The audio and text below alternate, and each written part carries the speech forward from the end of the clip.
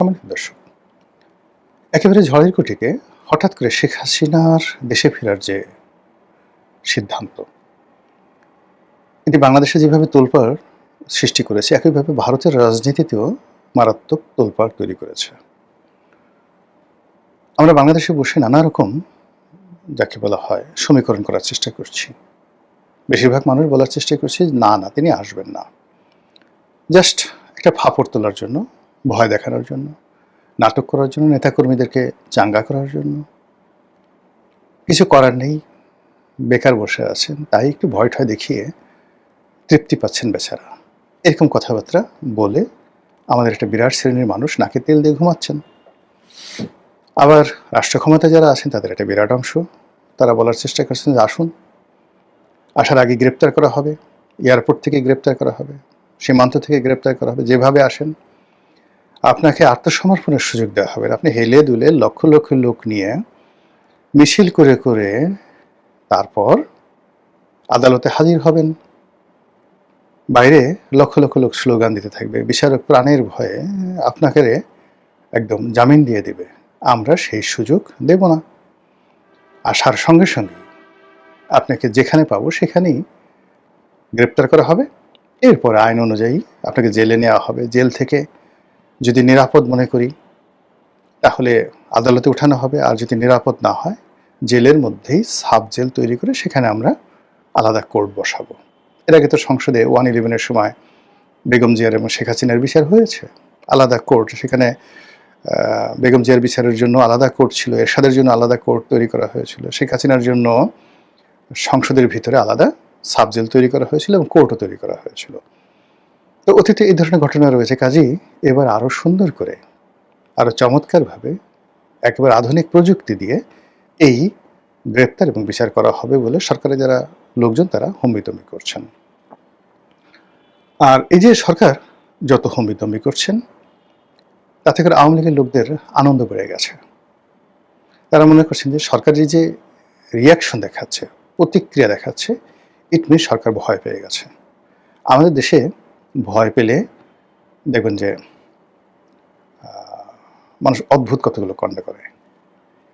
সে ঘামতে থাকে, সে কাঁপতে থাকে, সে হাসতে থাকে, অনেক সময় সে কাঁদতে থাকে, অনেক সময় সে সাহস দেখাতে থাকে এবং জোরে জোরে কথা বলে, আবার গানও করে। এই হলো ভয়ের অবস্থা। কদিন আগে একজন বেশ জ্ঞানী লোকের সঙ্গে কথা বলছিলাম। দুজন প্রভাবশালী লোকের হ্যান্ডশেক, তার সেই হ্যান্ডশেকের দৃশ্য নিয়ে তার সঙ্গে কথা হলো। আমি বললাম ভদ্রলোককে, যাচ্ছে ভাই আপনি কি হ্যান্ডশেকটা দেখেছেন? যে একজনের হ্যান্ডশেক খুব সাবলীল ছিল, আর একজন খুব জোরে হাত চেপে ধরেছে এবং এতটা জোরে হাত চেপে ধরেছে যে তার হাতের পেশিগুলো ফুলে গেছে এবং দেখা যাচ্ছিল। তো তিনি বললেন যে রনি ভাই আপনি লক্ষ্য করেছেন, thank you very much, but আরেকটু লক্ষ্য করলে দেখতে পাবেন যে সে শুধু তার যে পেশি ওটা শক্ত করেনি, তার হাতের যে রগগুলো রয়েছে ওগুলো ফুলে উঠেছে, ওইগুলো ফুলেছিল। এমন যে তাহলে তো আপনি আমার চেয়ে ভালোভাবে দেখেছেন, কারণটা কি? বলে ভয় পেয়েছে। মানুষ যখন এরকম ভয় পায় তখন সে এই কাজগুলো করে। আমাদের সেই দেখা এক ভদ্রলোক 75 বছর বয়সে সে হঠাৎ করে বিয়ে করে বসলো। বেশ লম্বা চড়া, একদম 6 ফিট উচ্চতার, পাত্রীর বয়স 18-19 বছর। তো লোকজন যেন তাকে বুড়া বলতে না পারে এই জন্য সে করলো কি, সে হাফ শার্ট পরতো এবং নিজের পেশি দেখাতো, এবং কোনো মানুষের সঙ্গে যখন হ্যান্ডশেক করতো সে জোরে চাপ, মানে প্রথমে জোরে টাস করে একটা থাপ্পড় দিয়ে হাতটা ধরতো, তারপর এমন জোরে চাপ দিয়ে ঝাঁকি দিয়ে সে দেখাতো তার কুয়াত আছে। তো সে আমাকে এরকম 2-3 দিন আগে অপ্রস্তুত করে ফেললো। আমি তো নর্মাল ভদ্রতাভাবে হাত এগিয়ে দিয়েছি, ভদ্রলোক একটা কোম্পানির জিএম, সেইভাবে আমার হাতটা ধরে যেভাবে ঝাঁকি দিল, আমার প্রস্তুতি না থাকার কারণে হাতেই আমি ব্যথা পেলাম। তখন আমার বয়স অল্প। আমি একজন সিনিয়র লোকের কাছে জিজ্ঞেস করলাম যে এই লোক এরকম কেন করলো? তো উনি বললেন যে আপনি জানেন না সে একটা বিয়ে করেছে, তো তাকে সবাই বুড়া বলে, এই জন্য সে মানসিক একটা তৃপ্তির জন্য সে সব জায়গায় কুয়াত দেখায়। যাক, এরপর আমি সেই জায়গাতে গেলাম। তা আমি আমারও খুব দুষ্টুমি জায়গাগুলো। আমি বললাম যে চাচা আপনি তো অনেক শক্তিশালী মানুষ, তো বলছে, হ্যাঁ বাবা, আমি বুক ডাউন দিই, এটা করি, এটা করি, এটা করি। আমি বললাম যে, কিন্তু আমার তো মনে হয় আপনি আমার সঙ্গে পাঞ্জা লড়ে পারবেন না। কিন্তু আমি তার হ্যান্ডশেক করে দেখছি, তার সঙ্গে আমি কিন্তু পাঞ্জা লড়ে আসতেই পারতাম না।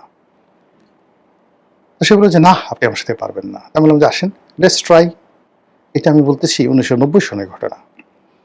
তখন আমি একেবারে লিনথিন ছিলাম। আমার উচ্চতা 5 ফিট 7 ইঞ্চি, আর তার উচ্চতা 6 ফিট, আমি বললাম। কিন্তু ভদ্রলোক মানে ভয় পেয়ে গেলেন, এবং তিনি আর আমার সঙ্গে সে হ্যান্ডশেক করতে মানে পাঞ্জা লড়তে সাহস পেলেন না। আমি রোজ তাকে জ্বালাই, আর সে আমাকে দেখলে পালিয়ে পালিয়ে থাকে। এরকম আমাদের সমাজে দেখবেন ভয় পেলে তার কতগুলো সিমটম এবং অবস্থা ফুটে ওঠে। আওয়ামী লীগের লোকজন মনে করছে যে সরকার এই যে যা কিছু বলছে, যা কিছু করছে, মূলত তারা ভয় পাচ্ছে। এজন্য তারা আপা আসবে, আপা আসবে ইত্যাদি বলে পুরো মার্কেট গরম করে রেখেছে। অন্যদিকে শেখ হাসিনা তো কম দুষ্ট নয়। দুষ্টের শিরোমণি, লঙ্কা রাজা, চুপি চুপি খাও তুমি চানাচুর ভাজা, সিরিয়াস দুষ্ট। এত দুষ্ট, আপনি চিন্তা করেন, আব্দুস সামাদ আজাদকে তিনি বিয়ে করাই দিলেন। তারপর সংসদে তিনি সংবর্ধনার আয়োজন করলেন। বেসিক্যালি সিলেটের রাজনীতি নিয়ে আব্দুস সামাদ আজাদ এবং সুরঞ্জিত সেনগুপ্ত দুজনের প্রতি তিনি খুব বিরক্ত ছিলেন। আব্দুস সামাদ আজাদকে অপমান করার জন্য সে যখন তার স্ত্রী মারা গেল, বলতে গেলে সেই ঘটকালি করে বিয়ে করাই দিলেন। বিয়ে করার পর সংসদে সংবর্ধনা দিলেন, সব মন্ত্রী এমপিরা আসছে। আব্দুস সামাদ আজাদ পররাষ্ট্রমন্ত্রী, তিনি তার নববিবাহিত স্ত্রীকে নিয়ে আসছেন, এমন সময় জোরে হিন্দি গান তিনি বাজিয়ে দিলেন, সাইয়া দিল মে না রে, আপকো চেনা জানা রে, সমসমা সমসম। আব্দুস সামাদ আজাদের ঘনিষ্ঠ বন্ধু ছিলেন আমার এক ভগ্নিপতি। ভদ্রলোক সে অনুষ্ঠানে এসে আমার সেই ভগ্নিপতির বাসায় গেলেন, গিয়ে তাকে বললেন যে, দোস্ত, এমন অপমান আমি জীবনে হয়নি, বলে চোখের পানি ছেড়ে দিলেন। এই যে সুরঞ্জিত সেনগুপ্তকে টাকার বস্তা সহ ধরা, এত মন্ত্রী বানিয়েছেন, আবার সেই তাকে টাকার বস্তা সহ ধরে তাকে কালো বিড়াল করে ছেড়ে দিয়েছেন। This is Sheikh Hasina. তো সেই শেখ হাসিনা তিনিও পুরো উদ্যমে খেলে যাচ্ছেন, ভয় দেখাচ্ছেন, ডেইলি নিত্য নতুন কথা বলছেন, ভিডিও ফুটেজ, অডিও ফুটেজ দিয়ে, মানে এখন পুরো যাকে বলে অনলাইন জগৎটাই আওয়ামী লীগের লোকজন এবং আওয়ামী লীগের বট বাহিনীর দখলে। জামাতি বট এখন মানে নাই বললেই চলে। বিএনপি তো যেখানে ডাইরেক্ট তারা অ্যাকশন দেখাতে পারে, কাজে তাদের আর বট বাহিনী এখন দরকার নাই। তো এর ফলে কি হলো, শেখ হাসিনার এই যে আগমন এবং এই সমস্ত ঘটনা নিয়ে দিল্লির যে যাদেরকে বলা হয় দক্ষিণ ব্লক, মানে যারা those who are the politician, তারা কনফিউজড। এই কারণে এটা তাদের প্ল্যানের মধ্যে নেই। দ্বিতীয়ত, দিল্লির যে সকল থিঙ্ক ট্যাঙ্ক রয়েছে, 3-4টে থিঙ্ক ট্যাঙ্ক রয়েছে, বিজেপি কেন্দ্রিক, কংগ্রেস কেন্দ্রিক, আর হলো সেখানে যারা এখনো বাম ঘরনার রাজনীতি নিয়ে স্বপ্ন দেখেন, বা তৃতীয় এই যে ককরোচ পার্টি হলো, বা আম আদমি পার্টি হয়েছিল, বা মমতা ব্যানার্জি হয়েছিল, আবার এখানে থালাপতি বিজয় হয়েছে তামিলনাড়ুতে। তো এগুলো মূলত যারা বিকল্প তৃতীয় শক্তি বা বিকল্প শক্তিকে রাজনীতির অঙ্গনে আনতে চায়, তাদের প্রমোশনে কিন্তু বিভিন্ন জায়গাতে এরকম ব্যতিক্রমী ধর্মী রাজনৈতিক পরিবর্তন ঘটে যায়। এই পুরো 3টে গ্রুপ তারা কিন্তু গবেষণা করছে। গবেষণা করে তারা রিজন খুঁজে পাচ্ছে না যে হোয়াই, কেন শেখ হাসিনা এই সময়টাতে বাংলাদেশে যেতে চাচ্ছেন, আসতে চাচ্ছেন। এর কারণ হলো, এখন দল হিসেবে কোনো রকম সাংগঠনিক কর্মকাণ্ড নেই। যত ইন্টারনেটে লাফালাফি করেন, 10 জন লোক একত্রে, ছাত্রলীগ, যুবলীগ, আওয়ামী লীগ, প্রকাশ্যে 1 ঘন্টা ঘোষণা দিয়ে দাঁড়ানোর মতো এমনকি টুঙ্গি পাড়াতে তাদের অ্যাবিলিটি নেই। তারা সারপ্রাইজ করতে পারে, 200-500 লোক নিয়ে ঝটিকা মিছিল করে আবার হারিয়ে যেতে পারে, মশাল মিছিল করে হারিয়ে যেতে পারে, গাড়ি ভাঙতে পারবে। কিন্তু আমাদের এই জনগণের মধ্যে, এই ঢাকা শহরের কোনো এলাকাতে, বাংলাদেশের কোনো একটা উপজেলাতে না, ইউনিয়নে জাস্ট ঘোষণা দিয়ে আমরা 10 জন ছাত্রলীগের লোক, যুবলীগের লোক এখানে 3 ঘন্টা দাঁড়িয়ে থাকবো, দেখি আপনারা কি করতে পারেন। এরকম ঘটনা এখন বাংলাদেশে সিঙ্গেল এখনো তৈরি হয়নি। তো সেক্ষেত্রে যদি শেখ হাসিনা বাংলাদেশে আসেন, লক্ষ লক্ষ কোটি কোটি লোক এয়ারপোর্টে যাবে, এটা স্বপ্নে সম্ভব, বাস্তবে সেই পরিস্থিতি এখনো তৈরি হয়নি। এই সেই শেখ হাসিনা যাকে একাগারের সময় তার বাড়ি থেকে গ্রেপ্তার করে নেওয়া যাওয়া হয়েছে, কোনো লোক ছিল না সেখানে। একাগারের সময় তার পক্ষে একটা বিবৃতি দেওয়ার জন্য, তার সাথে কথা বলার জন্য কোনো লোক ছিল না। তিনি নিজে লতিফ সিদ্দিকীকে ডেকে এনে কথা বলেছেন। লতিফ সিদ্দিকী বের হয়ে তারপরে সুধা সদনের সামনে তিনি সাংবাদিকদের প্রশ্নের উত্তর দিয়েছেন। এটা তো আমরা নিজের চোখে দেখেছি। তার বাবার লাশ বঙ্গবন্ধু ভবনে পড়েছিল ৩২ নম্বরে। সেই লাশের সৎকার না করে আওয়ামী লীগের সব লোক বঙ্গভবনে চলে গিয়েছিল। তারপর মন্ত্রী হওয়ার জন্য সেই যে খন্দকার মোশতাকের হাতে পায়ে ধরা, তার ক্যাবিনেটে স্থান পাওয়ার জন্য লবিং করা, তার পা ধরে সালাম করা, এগুলো নিয়ে বহু কল্পকাহিনী আছে এবং এটা শেখ হাসিনা খুব ভালো করে জানেন। তো এগুলো জানার পরেও কেন তিনি আসতে চাচ্ছেন?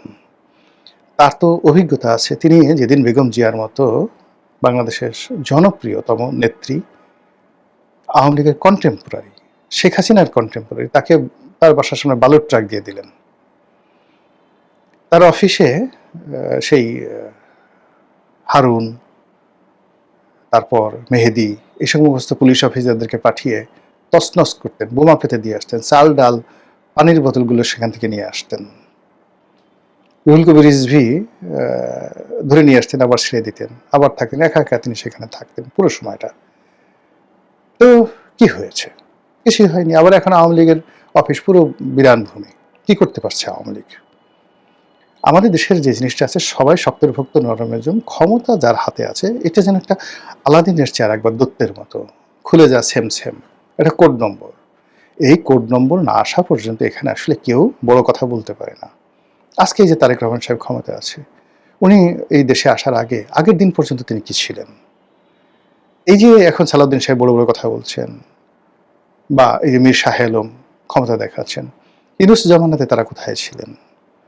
এই সালাউদ্দিন সাহেবকে তো হাসনাত, সার্জিস, নাহিদ তাদেরকে তাবেদারি করে, তারপর ইউনূস সাহেবের প্রেস সেক্রেটারিকে তাবেদারি করে তাদেরকে ম্যানেজ করে চলতে হয়েছে। This is power. তো এই জিনিসটা কি শেখ হাসিনা জানেন না? জানার পরে, বাংলাদেশের রাজনীতি বোঝার পরে তিনি কেন এরকম করছেন, এটা নিয়ে ভারতের যারা থিঙ্ক ট্যাঙ্ক তারা রীতিমতো পাগল হয়ে গেছে, গবেষণা করছে। কেন শেখ হাসিনার পক্ষে যেমন লোক আছে, বিপক্ষেও লোক আছে, সেখানে মোদিরও পক্ষে আছে, বিপক্ষে আছে, ওরা এখনো বাংলাদেশের মতো হয়ে যায়নি। তো সেদিক থেকে ভারতের আনন্দবাজার পত্রিকার তাকে নিয়ে একটা অসাধারণ নিবন্ধ লিখেছেন যে এখানে শেখ হাসিনা যদি বাংলাদেশে আসেন, এখানে 3টি পরিণতি ঘটতে পারে। 3টি পরিণতি ঘটতে পারে। আনন্দবাজার কি লিখেছে আমি ইচ্ছে করে সেই জিনিসটা পড়িনি।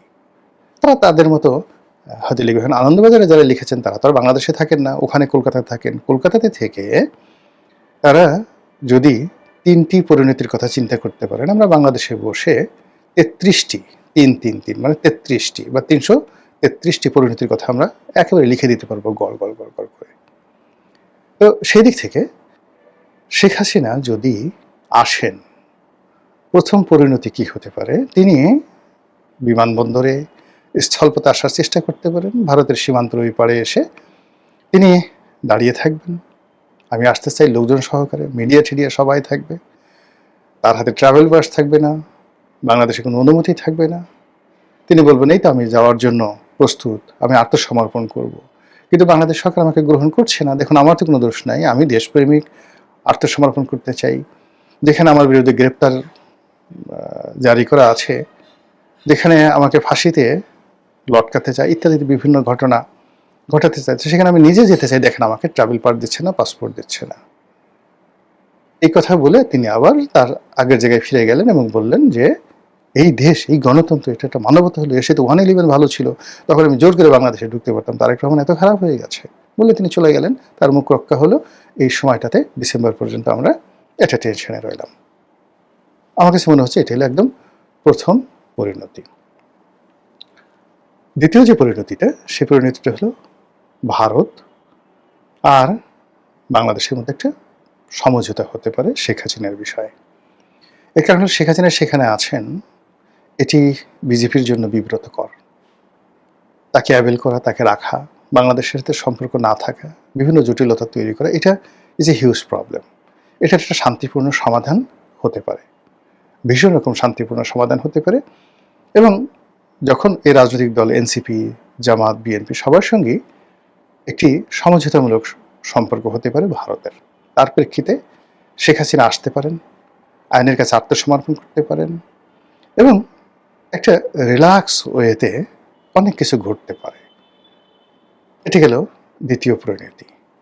আর তৃতীয় পরিণতি হলো যে তিনি একেবারে সত্যিকার অর্থেই বীরের মতো জাস্ট এয়ারপোর্টে চলে আসতে পারেন। তার যারা লোকজন যেভাবে বলাবলি করছে সেভাবে তিনি এয়ারপোর্টে আসতে পারেন, সীমান্তে আসতে পারেন, সিলেটে আসতে পারেন, বেনাপোলে আসতে পারেন, এমনকি আসাম হয়ে বাংলাদেশে ঢুকতে পারেন, ত্রিপুরা হয়ে ঢুকতে পারেন, তারপর শিলিগুড়ি করিডোর হয়ে তিনি বাংলাদেশে ঢুকতে পারেন, ঢাকা এয়ারপোর্টে ঢুকতে পারেন, ভারতের সামরিক প্লেনে আসতে পারেন, হেলিকপ্টারে আসতে পারেন, তারপরে চ্যাটার প্লেনে আসতে পারেন, অথবা ভারত থেকে তিনি ইংল্যান্ডে যেতে পারেন, ইংল্যান্ড থেকে আবার তিনি বাংলাদেশে আসতে পারেন তার বাবার মতো করে। আন্তর্জাতিক যে ভারসাম্যমূলক যে সকল ক্ষমতার চক্রগুলো রয়েছে সেগুলো তিনি ঠিকঠাক করে তারপরে শেষে আন্তর্জাতিক সমর্থন নিয়ে তিনি বাংলাদেশে এসে একটা ডিজাস্টার, মানে রীতিমতো ডিজাস্টার তিনি তৈরি করে ফেলতে পারেন।